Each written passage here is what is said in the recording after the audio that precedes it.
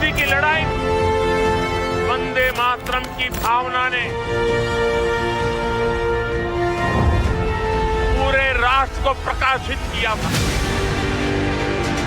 हमारा sir cut जाए लेकिन हम इन पंक्तियों को नहीं गाएंगे।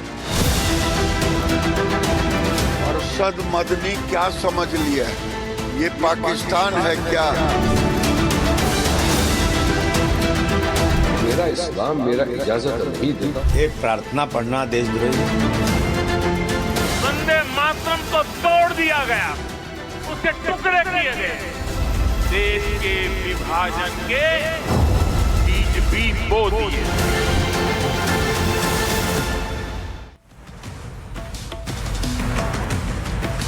नमस्कार, आपके साथ मैं हूं सुजाता कुकरेती और आज माइक ऑन है वंदे मातरम पर। जी हां, वंदे मातरम देशभक्ति का वो गीत जो राष्ट्रगीत तो बन गया है, लेकिन उस पर आज भी घमासान मचा हुआ है। हम तो कहते रहे मजहब नहीं सिखाता आपस में बैर रखना, लेकिन आज पूछ रही हूं, मजहब नहीं सिखाता वंदे मातरम कहना। जो लोग वंदे मातरम का विरोध कर रहे हैं वो मजहब के आधार पर वंदे मातरम का विरोध कर रहे हैं। क्या कोई भी धर्म देशभक्ति का गीत गाने से मना करता है? खासकर वो गीत जो आजादी के समय हिंदू मुसलमानों ने मिलकर गाया। क्या वंदे मातरम गाएंगे तो हिंदू बन जाएंगे? क्योंकि अब इसके खिलाफ कोर्ट जाने की धमकी दी जा रही। कहा जा रहा है कि गर्दन कटवा देंगे, खून बहा देंगे, लेकिन वंदे मातरम नहीं गाएंगे। क्या इससे वंदे मातरम की गरिमा को आप धूमिल नहीं कर रहे हैं? आज इसी पर माइक ऑन कर रही। वंदे मातरम के 150 साल पूरे होने के मौके पर सरकार ने अपनी मंशा बिल्कुल साफ कर दी थी। इसे वो सम्मान दिया जाए जो कहीं पीछे छूट गया था। 26 जनवरी को इसकी झांकी भी कर्तव्य पथ पर दिखी। केंद्रीय गृह मंत्रालय ने वंदे मातरम को लेकर नई गाइडलाइंस जारी की। अब सरकारी कार्यक्रमों और स्कूलों में 6 छंद वाला पूरा वंदे मातरम बजाना अनिवार्य हो गया है और इसके दौरान खड़े रहना भी जरूरी होगा। साथ ही वंदे मातरम और जनगण मन दोनों बजते हैं तो पहले वंदे मातरम बजाया जाएगा। वंदे मातरम के 6 अंतरा वाले संस्करण की कुल अवधि 3 मिनट 10 सेकंड होगी। अब यह नियम राष्ट्रीय ध्वज फहराने वाले कार्यक्रमों में राष्ट्रपति के आगमन, उनके भाषणों या राष्ट्र के नाम संबोधन से पहले और बाद में लागू होगा। इसी के साथ राज्यों के जो राज्यपाल हैं, जब वो आएंगे उनका आगमन होगा, उनके भाषणों से पहले और बाद में भी इसी निर्धारित अवधि और संस्करण का पालन करना जरूरी किया गया है। लेकिन अब वंदे मातरम न गाने को लेकर मोर्चा खुल चुका है। ये जो एक ऑर्डर आया, जो गृह मंत्रालय का फैसला आया, वो आया 2 दिन पहले, लेकिन अब मोर्चा कैसे खोला जा रहा है इसे समझिए। गर्दन कटा देने से लेकर कोर्ट जाने की धमकी दी जा रही है वंदे मातरम न गाने को लेकर। आपको दिखाती हूं कि वंदे मातरम पर अब कैसे धमकी दी जा रही है। कैसे धमकी दी जा रही है आप देखिए। All India Muslim personal law board, जो कि मुसलमानों की सबसे बड़ी संस्था अपने आप को कहती है, वो क्या कह रही है? वो कह रही है कि कोर्ट जाएंगे लेकिन वंदे मातरम नहीं गाएंगे। केंद्र सरकार की अधिसूचना वापस होनी चाहिए।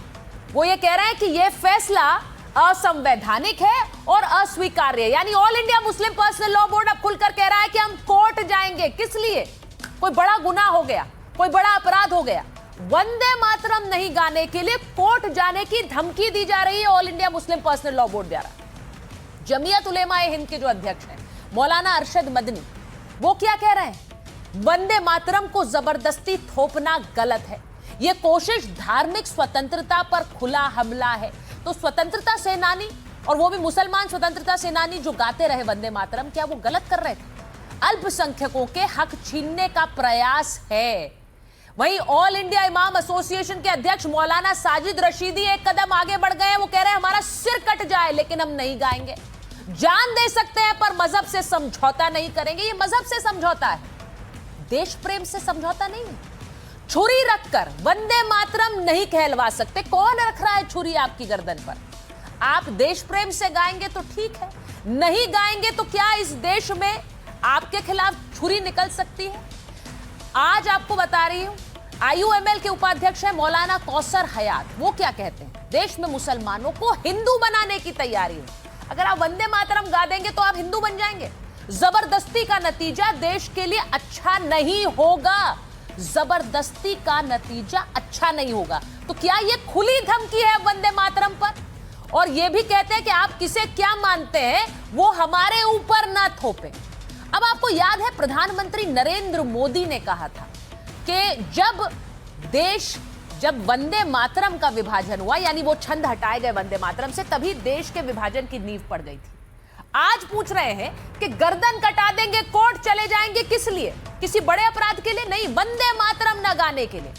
क्या ये वंदे मातरम की गरिमा गिराने नहीं है? आज सीधा सवाल पूछ रही हूं, जरा जल्दी से सुनिए क्या क्या बयान आ रहे हैं।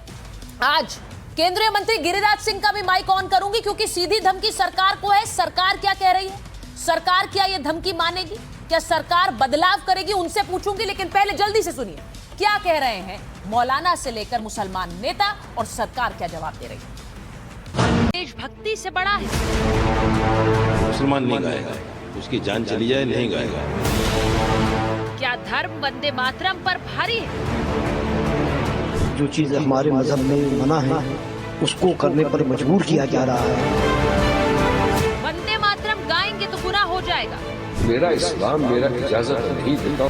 ये सवाल इसलिए क्योंकि सरकारी नियमों के हिसाब से वंदे मातरम को अनिवार्य किए जाने के बाद कई मुसलमान कह रहे हैं कि जान चली जाए पर वंदे मातरम नहीं गाएंगे। उसकी जान चली जाए नहीं गाएगा। जिन पंक्तियों में राष्ट्रगीत के अंदर मुल्क को माँ दुर्गा, सरस्वती, जनहारणी, जन्म देने वाली, जन्म लेने वाली, ये इल्म देने वाली ये कहा गया है, ये हमारी आस्था से टकराती हैं। तो मुसलमान तो नहीं गाएगा, मुसलमान नहीं गाएगा, उसकी जान चली जाए नहीं गाएगा। जो चीज हमारे मजहब में मना है उसको करने पर मजबूर किया जा रहा है। तो जमीन की परस्तिश जो है वो इस्लाम में सिवाय खुदा की किसी और की पूजा, परस्तिश, इबादत नहीं की जा सकता। जो वंदे मातरम का विरोध कर रहे हैं उनके खिलाफ आज योगी आदित्यनाथ ने विधानसभा में कड़ा हमला बोला। पार्टी में ये लागू होना चाहिए। जैसे हम कह सकते हैं कि भारतीय जनता पार्टी के हर कार्यक्रम में वंदे मातरम का कोई अपमान नहीं कर सकता है, ऐसे कांग्रेस को भी डंके की चोट पे कहना चाहिए। और जो व्यक्ति वंदे मातरम का विरोध करता है, कान पकड़ करके उसको धक्का देकर के बाहर करना चाहिए। केंद्र सरकार ने सरकारी कार्यक्रमों और स्कूलों में वंदे मातरम के सभी अंतरे गाने का आदेश जारी किया है। भारत माता की जय। मुस्लिम समाज के नेता और जमीयत उलेमाए हिंद के अध्यक्ष अरशद मदनी इसके खिलाफ खड़े हो गए हैं। उन्हीं के साथ साथ all India Muslim personal law board तो कोर्ट जाने की बात कह रहा है, लेकिन सरकार के नुमाइंदे खुलकर कह रहे हैं कि कानून सबको मानना होगा। मूल अरशद मदनी क्या समझ लिया है? ये पाकिस्तान है क्या? उस पर तो एक बोली नहीं निकला। हमारी मंदिरें टूट गई। वंदे मातरम जो लोग नहीं बोलेंगे वो, मैं समझता हूं देश के कानून को तोड़ने का अधिकार किसी को नहीं, चाहे मदनी हो या अदनी। वंदे मातरम की तो वे बात कर रहे हैं जो कभी आजादी की लड़ाई में शामिल नहीं रहे, जिनका कोई मतलब नहीं था। एक प्रार्थना पढ़ना देशद्रोही है। मैं समझता हूँ कि इस देश में मुसलमान जो है, मुसलमानों ने कहा है कि आज नहीं, आज़ादी के वक्त नारा दिया था कि देश के लिए जान देने के लिए मुसलमान तैयार है, और